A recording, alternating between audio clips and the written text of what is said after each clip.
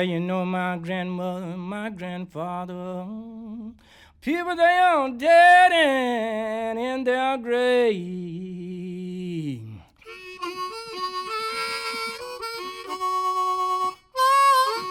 Blues and the Abstract Truth from 1961 is a classic jazz album by Oliver Nelson, a composer and saxophonist from St. Louis, Missouri.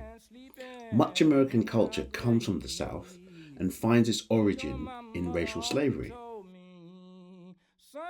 An abstract version of this painful truth found expression through blues music and the culture of improvisation in jazz. The works here are arguably an equivalent of jazz in visual art. They share a language of improvisation and abstraction. The use of tree roots in southern black rural art can be traced back to African traditions where the root carries spiritual significance. Yeah, you know the world keeps standing, wondering. The world wondering why the black man sang the blues.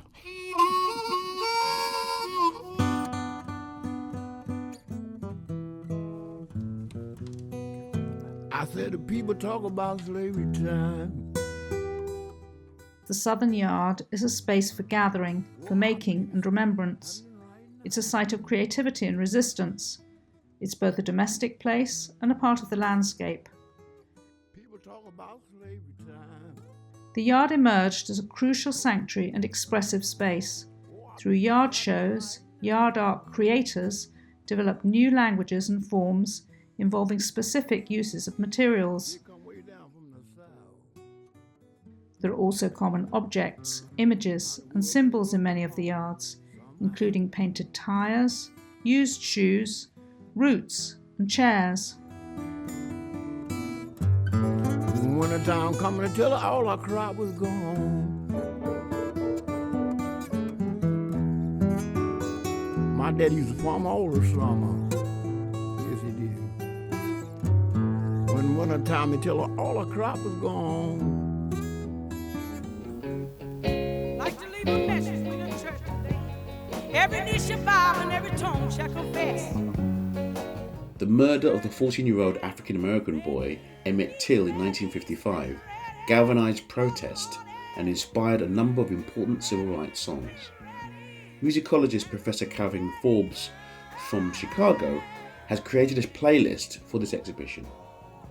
Strange Fruit by Billie Holiday begins the selection.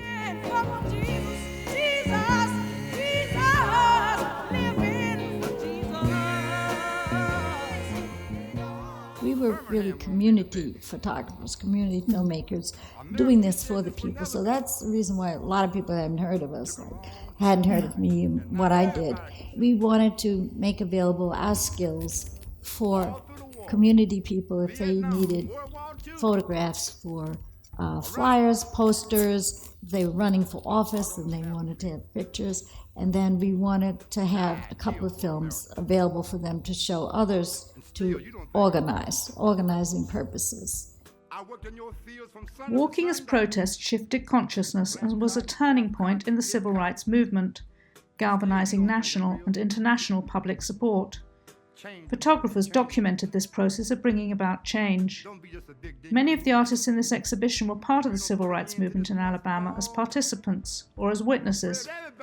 A pilgrimage of black and white citizens from across the United States traveled to the South to register voters, to march, and to bear witness through photography.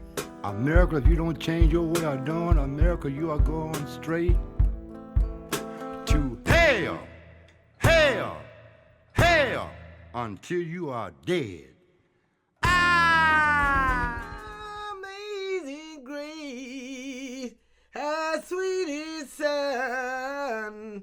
Gee's Bend is a small community located on a former plantation in Alabama.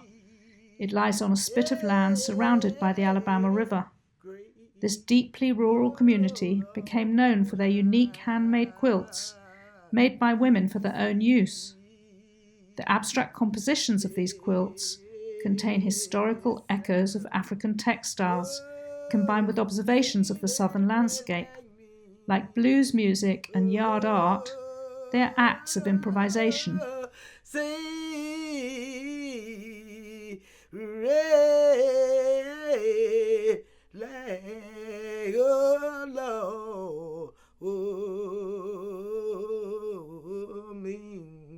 this room, we explore the connections and continuities between the work shown in the previous galleries and artists who were born in and then left the South.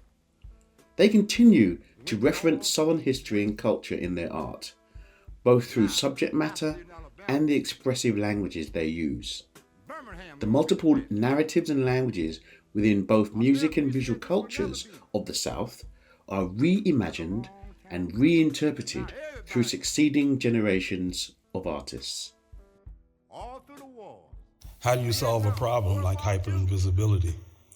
Inasmuch as there are abhorrent and lingering effects of the centuries that the U.S. was a legally sanctioned slave-trading, slave-holding nation, one of the most acute is the ongoing attempt to deny that black folk were even human, let alone equal to the whites. And yet within black expressive culture, the response to hyperinvisibility has been to go darker in plain sight, to become even dark to themselves.